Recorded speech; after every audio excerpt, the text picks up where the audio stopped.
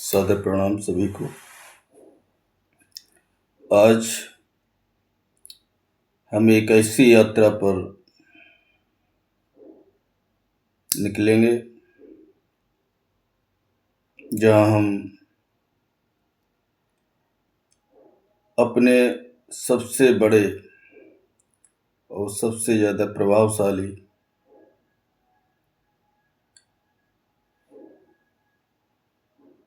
शत्रु के बारे में चर्चा करेंगे। उसका सूक्ष्मता से विश्लेषण करेंगे और वह एक ऐसा शत्रु है जो ना तो हमें दिखाई देता है, जो ना हमारे बाहर है ना अंदर है, और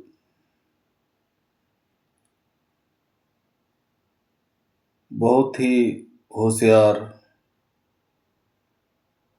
और चालाक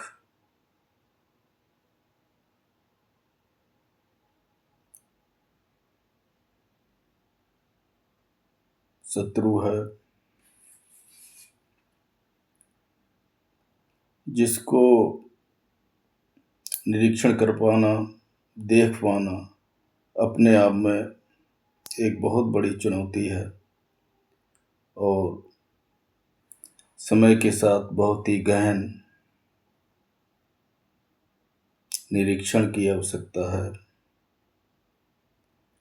आत्मनिरीक्षण की आवश्यकता होती है और उसको पहचान पाना बहुत ही असंभव होता है। वो एक ऐसा बहरूपिया है जो विविध रूपों में हमारे सामने आता है और हमें पता नहीं चलता कि कब उसने अपने अंदर अपनी गिरफ्त में लेकर हमें नष्ट कर दिया या नष्ट कर रहा है। वह दीमक की तरह हमें चट कर जाता है, हमारी सारी यात्रा को, हमारी सारी उपलब्धियों को और हमारी जो प्रगति है उसको न केवल अवरुद्ध करता है बल्कि हमें अर्श से फर्श की ओर धकेल देता है। और सबसे बड़ी बात यह है कि ये कब और कैसे और किसमें कब पैदा हो जाता है पता ही नहीं चलता है। कोई इससे अछूता नहीं रह पाता है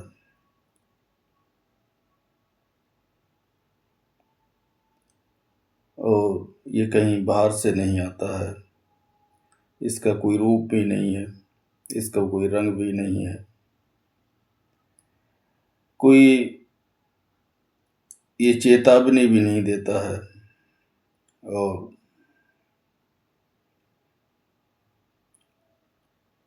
जिस तरह से एड्स का जो वायरस होता है वो हमारे जो एंटीबॉडीज़ हैं उनको पहले जिस तरह से एड्स का वायरस पोषण देता है, उनकी सहायता करता है, उनकी प्रशंसा करता है और धीरे धीरे उनका मित्र बन जाता है और उनका उत्साहवर्धन करता है, ठीक वैसे ही हमारे अंदर भी हमारा ये अदृश्य शत्रु है, वो हमारे अंदर कब कैसे पैदा हो जाता है, हमें पोषित करता है हमारा उत्साहवर्धन करता है। हमें कुछ क्षणों के लिए, कुछ पलों के लिए, कुछ दिनों के लिए बहुत अच्छा लगता है। बहुत ऐसा लगता है जैसे हमारे होने के भाव को परिपक्व करता है और हमारी लोलुपता को बढ़ाता है और हमारी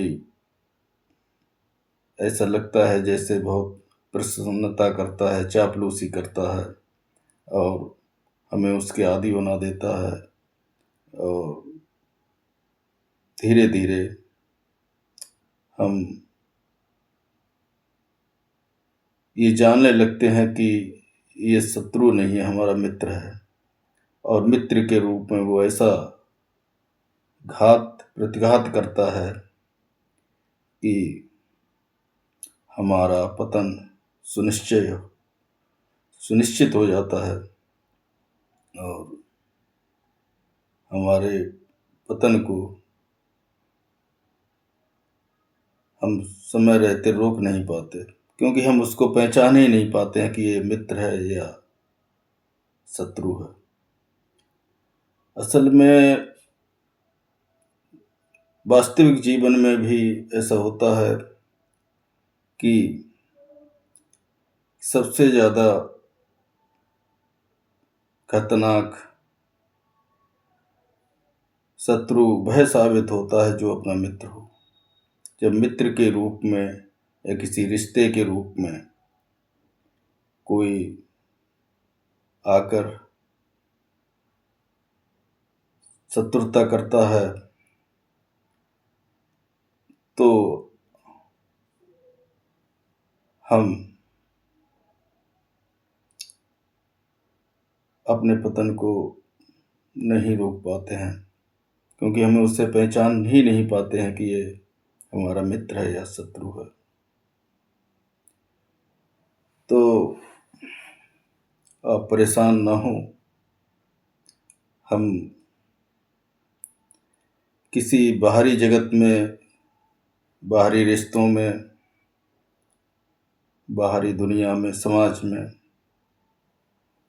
किसी शत्रु की बात नहीं कर रहे हैं। हम ऐसे शत्रु की बात कर रहे हैं जो बाहर कहीं भी नहीं है, जो बाहर से नहीं आता है। वो सदैव किसी न किसी रूप में, कैसे ही न कैसे ही हमारे अंदर ही पैदा होता है, हमारे अंदर ही उसका पोषण मिलता है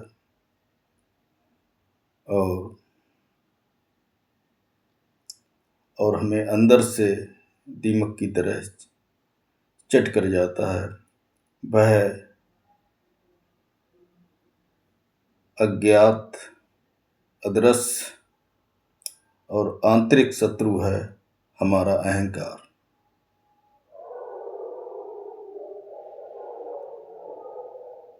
हाँ, ये अहंकार ही हमारा सबसे बड़ा शत्रु है और इसी शत्रु के विषय में आज हम गहन विश्लेषण करेंगे। और ये विश्लेषण अंतर्धार्मिक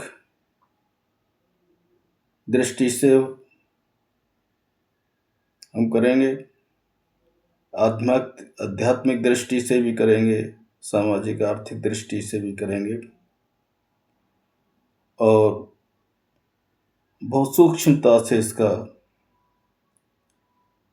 अवलोकन हम करेंगे कि हम कैसे इसको पहचान सकते हैं, कैसे हम इसको पैदा नहीं होने में हम क्या उपाय करेंगे और कैसे हम इससे छुटकारा पाएंगे और इसके मुक्त होने का क्या उपाय है। हमारे जो पैगंबर हैं, हमारे जो ऋषि हैं, मुनि हैं, संत हैं, उन के हम विश्लेषणों को लेंगे और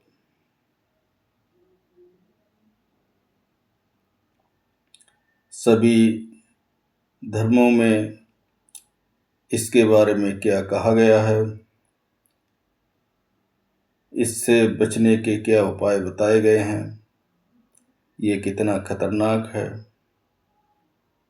इस सब के बारे में आज हम चर्चा करने वाले हैं।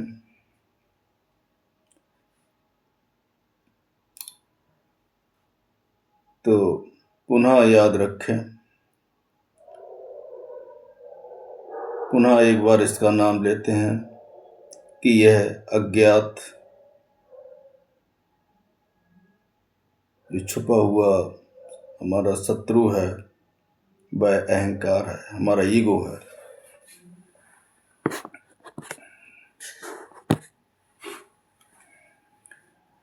इसको हमें पहचानना है, हमें इसका गहनता से निरीक्षण करना है। तो प्रिय मित्रों, आज मैं आपको उसी अदृश्य शत्रु के बारे में बताने का, उसके बारे में गहन विश्लेषण करने का प्रयास करूंगा। वह शत्रु जो ना तो हमारे बाहर है, ना हमारे इस संसार में है, न किसी दूसरे व्यक्ति में है, न कहीं दूसरी जगह से आया है। वह इतना सूक्ष्म है, इतना चालाक है और इतना भ्रामक है कि हम उसको पहचान ही नहीं पाते। हम क्या, बड़े बड़े ज्ञानी भी उसकी पकड़ में आ जाते हैं।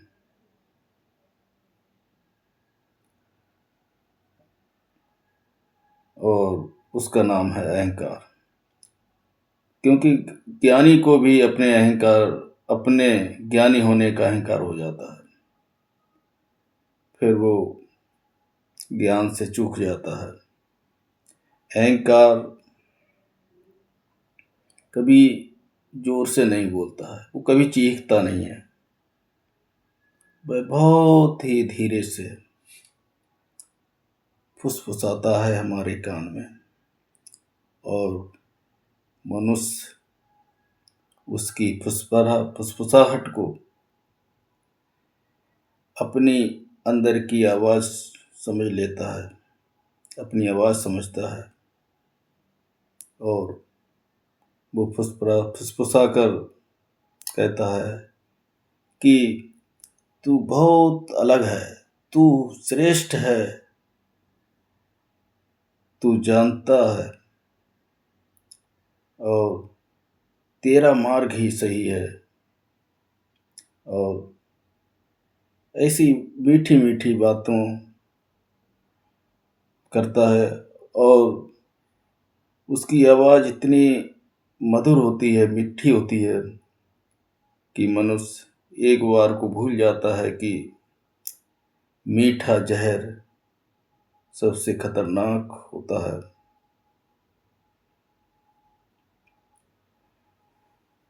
और इस अहंकार के विषय में सबसे पहले हम उपनिषदों की चर्चा करते हैं। उपनिषद कहते हैं कि अहंकार एव बंधनम, अहंकार एव बंधनम, अर्थात अहंकार ही बंधन है, हमारा और कोई बंधन नहीं है, न बाहर का न शरीर का। और ये जो अहंकार है यही समस्त बंधनों का कारण है। बाकी तो सब केवल परिस्थितियां हैं। उसमें सब कहते हैं कि अहंकार ही बंधन है, बाकी सब तो परिस्थितियां हैं, आती हैं जाती हैं। और अहंकार के रूप में इसका दूसरा नाम है मैं। और जब ये मैं के रूप में खड़ा है तो ज्ञान भीतर नहीं उतरता। जब जब ये खड़ा होता हो जाता है मैं के रूप में, तो ज्ञान भीतर से नहीं आता, या भीतर का ज्ञान हमारा हमें दिखाई नहीं देता। और जब तक ये मैं मौजूद रहता है तब तक हमें भगवान के दर्शन नहीं होते। भगवान सदैव, जब तक ये अंदर रहता है, भगवान बाहर खड़े रहते हैं। श्री कृष्ण ने गीता में कहा है, अहंकारम बलम दर्प कामम क्रोधम संश्रिता, अर्थात अहंकार और घमंड में जीने वाले धर्म के मार्ग से भटक जाते हैं। जब जब हमारे अंदर घमंड आता है, अहंकार आता है, हम अपने धर्म के मार्ग से विचलित हो जाते हैं, भटक जाते हैं।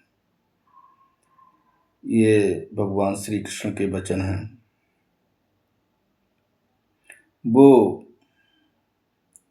ये उनकी चेतावनी ही नहीं है, बल्कि भगवान हमें जगा रहे हैं इसके द्वारा, क्योंकि अहंकार आत्मा की रोशनी को ढक देता है, जिससे हम ईश्वर के दर्शन प्राप्त कर सकते हैं। उस आत्मा को अहंकार पूरी तरह से ढक देता है। बुद्ध ने भी अहंकार को लेकर स्पष्ट कहा है, बहुत स्पष्ट कहा है, अतदिठ्ठ बंधनम, अर्थात मैं की भावना ही बंधन है। मैं क्या है? ये मैं अहंकार ही है। ये अहंकार का एक रूप है जो सबसे प्रबल है। भगवान बुद्ध ने इस मैं की भावना को सबसे बड़ा बंधन कहा है।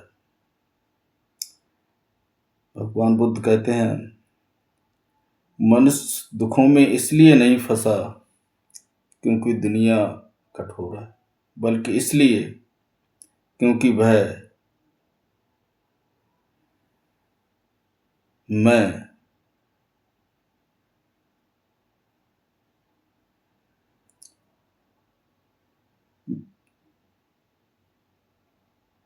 क्योंकि वह मैं से पका हुआ है। मैंने उस पर पूरा कब्जा कर रखा है।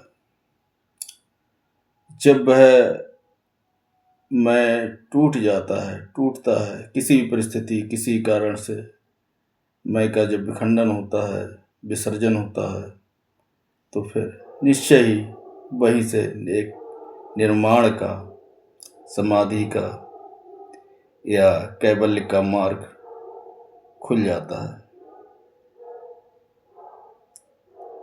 तो ये बुद्ध की बात हुई।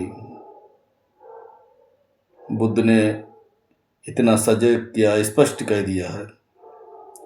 और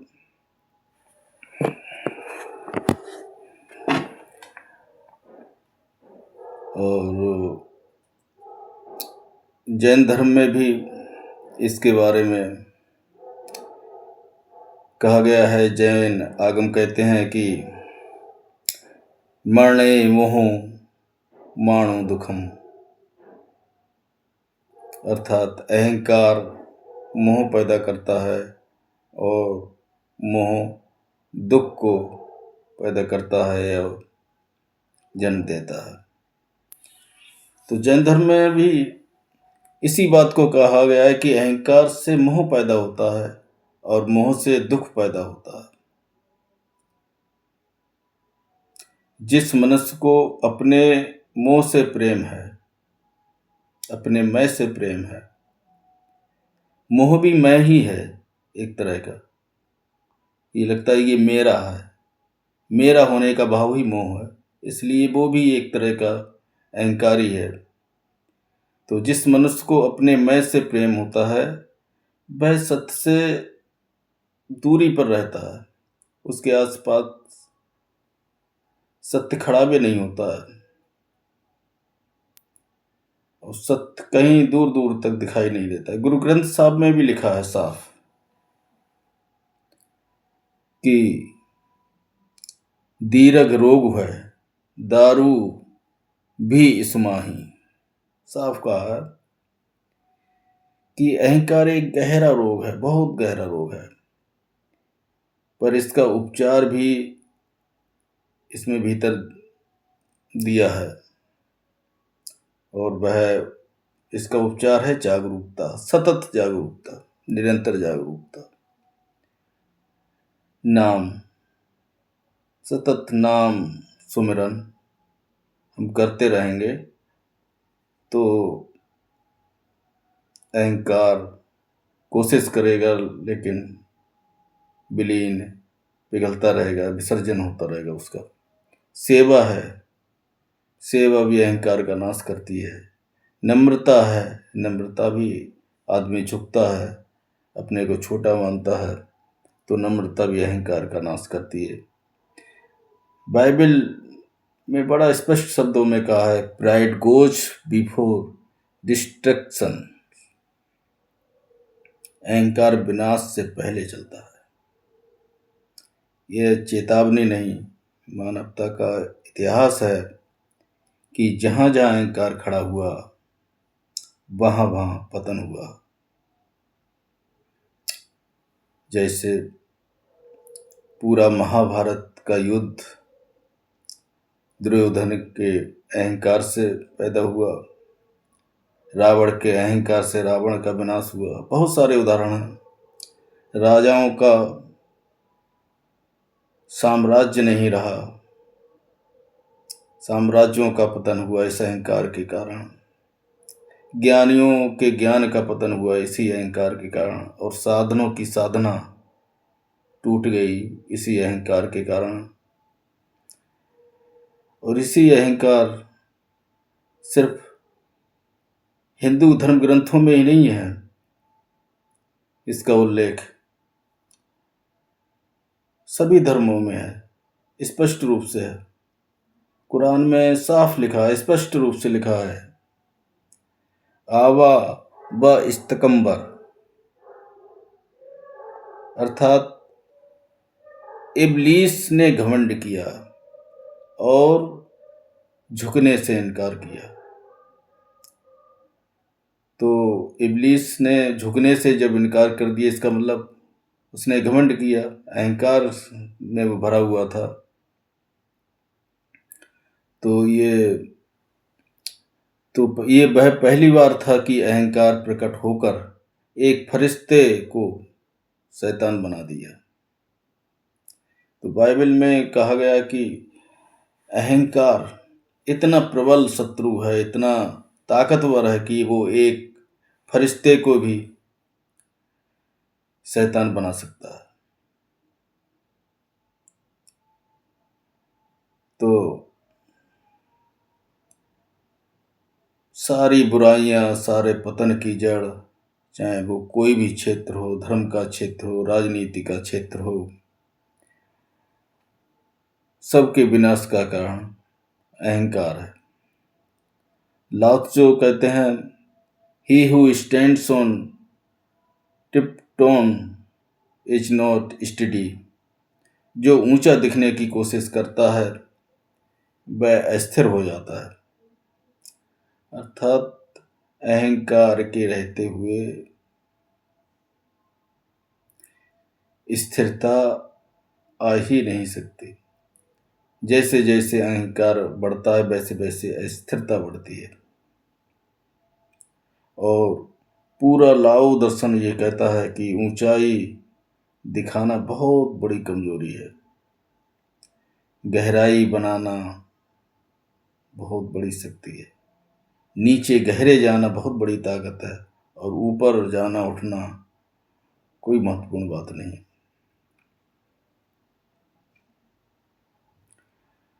प्रिय मित्रों, अहंकार केवल यह नहीं है, यहाँ तक ही सीमित नहीं कि मैं बड़ा हूँ। अहंकार कई रूपों में छिपा है। इसके विभिन्न रूप हैं, विविध आयाम हैं, अनंत आयाम हैं। ये कभी ज्ञान का अहंकार कि मैं इतना पढ़ा हूँ, इतना जानता हूँ, ये ज्ञान का अहंकार है। ज्ञान के रूप में ये खड़ा हो जाता है और आदमी को बड़ी ऊंचाई से गिरा देता है। धर्म का अहंकार, जब कोई धार्मिक व्यक्ति होता है उसमें धार्मिक होने का अहंकार जाग जाता है और वो उस ऊंचाई से गिर जाता है।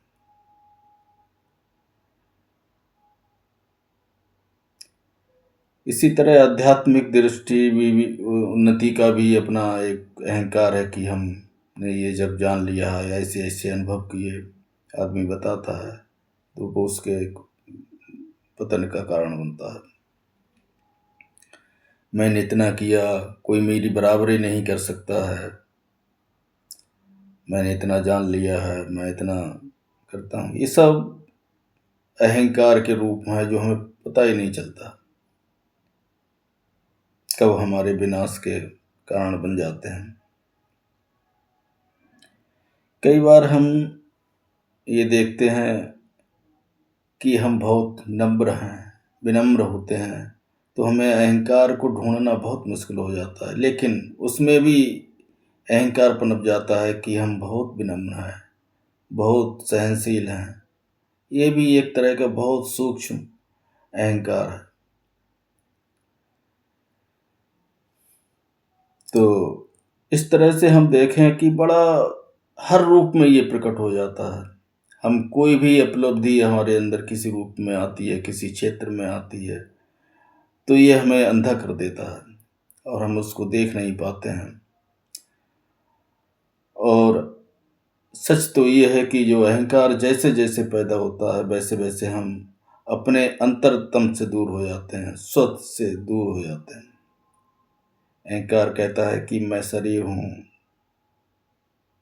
मैं विचार हूँ, मैं मेरा नाम हूँ, मेरा पद हूँ। और आत्मा धीरे से कहती है नहीं, तुम शरीर नहीं हो, विचार नहीं हो, नाम नहीं हो, पद नहीं हो, तुम एक अनंत हो, तुम अनंत चेतना हो। फिर अहंकार क्यों नहीं गिरता है? क्योंकि मनुष्य उससे पकड़े रहता है। अहंकार छोड़ने में कुछ भी खोता नहीं, लेकिन उसे पकड़ कर रखने में सब खो जाता है। सभी धर्म एक ही दिशा में इशारा करते हैं कि यदि आत्मज्ञान चाहिए तो पहला कदम है अहंकार का विसर्जन।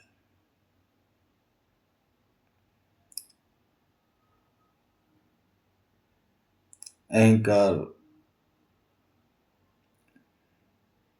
कर नष्ट करना, तो अहंकार को नष्ट कैसे करेंगे? अहंकार कैसे नष्ट हो? तो इसका एक उपाय आता है, हालांकि उसमें भी वो पैदा हो सकता है, बहुत सावधानी की, बहुत जागरूकता की जरूरत है। वो उपाय है वो है नम्रता। नीचे नीचे की ओर बढ़ो, गहराई में उतरो, ऊपर चढ़ने की बजाय नीचे गहराई में उतरो। गहराई में शक्ति है। तो नम्रता एक कमजोरी नहीं है, अंतर यात्रा की सबसे बड़ी शक्ति है, सबसे बड़ा बल है। और एक उपाय और है सेवा। जब आप सेवा में उतरते हैं, सेवा के भाव में लगते हैं तो सेवा भाव से किसी की सहायता करते हैं तो उससे भी अहंकार पिघलता है, अहंकार को चोट पहुंचती है, अहंकार का विसर्जन शुरू हो जाता है। प्रार्थना के जो क्षण होते हैं, जो पल होते हैं, जब मैं बहुत छोटा होता है और वह बहुत बड़ा होता है। मैं छोटा होता है प्रार्थना के इस पलों में और वह छोटा होता है।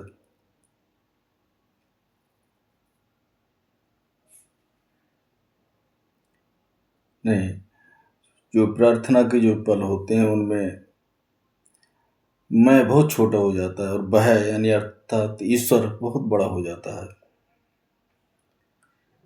तो इसको लेकर महावीर स्वामी कहते हैं उपाय के रूप में कि खुद को देखो, अपना निरंतर निरीक्षण करो, सतत मूल्यांकन करो और स्वयं को देखो।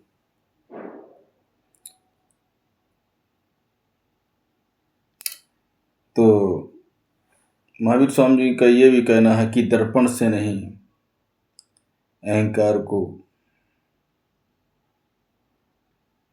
दर्पण से। तो ज्ञान से विनम्रता बढ़ती है। ज्ञान ऐसा होना चाहिए कि उससे विनम्रता बढ़े और श्रेष्ठता नहीं बढ़े।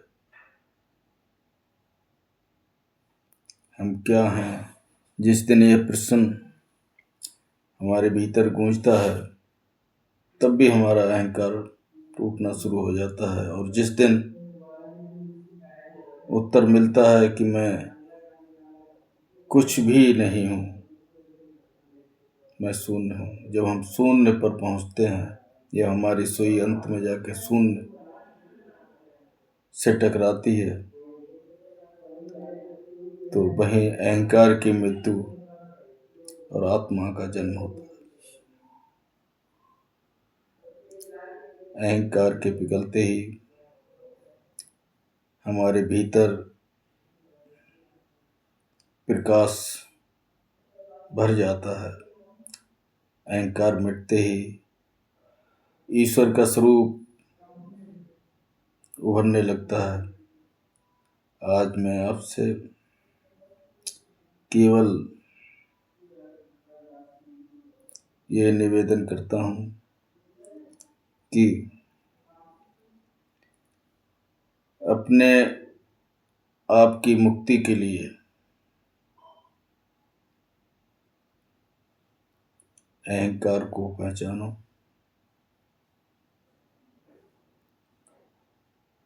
उसका ना तो विरोध करो ना उसका सम्मान करो और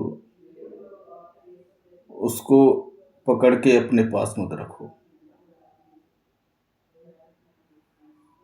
जब अहंकार गिरता है हमारी असल पहचान उभरती है, हमें अपना सही स्वरूप दिखाई देता है। और जब हम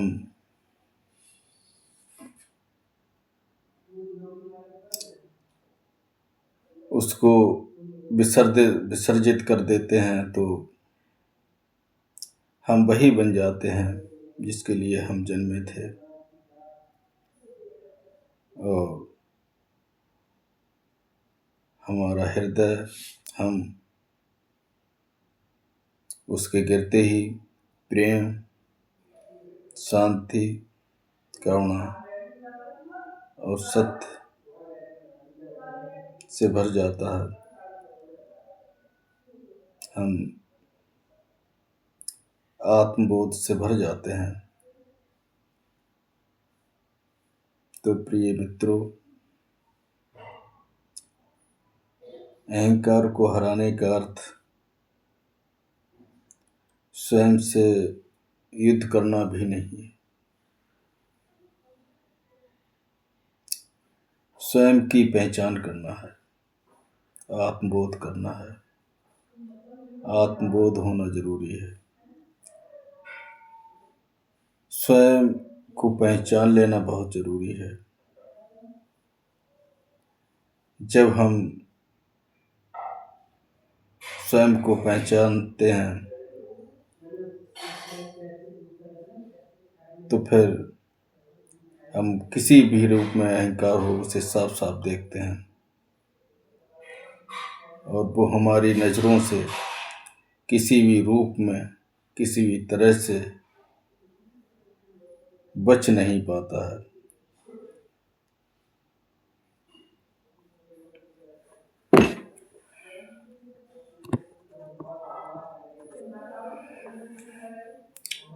और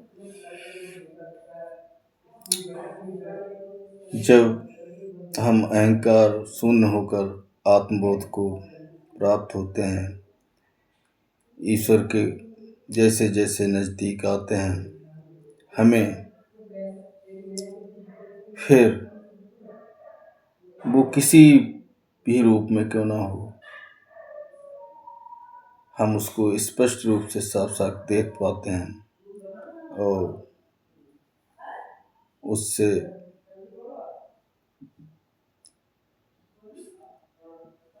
और जैसे ही हम उसको देखते हैं, उसकी विशेषता सिर्फ ये है कि जैसे हम उसको देखते हैं, चाहे वो किसी रूप में हो, आत्मबोध से भर के और एक जागरूकता के साथ साथ जैसे ही हम उसको देख पाते हैं, समझ पाते हैं, वैसे ही वैसे वो विलीन हो जाता है। फिर उसे कोई रोक नहीं सकता, वो रुक ही नहीं सकता। तो इसी प्रार्थना के साथ कि आपका जीवन मंगलमय हो, आप किसी भी तरह के अहंकार से मुक्त हों, आपकी यात्रा अहंकार की समाप्ति से शुरू हो और करुणा, दया और आत्मबोध तक संपन्न हो। इसी के साथ साथ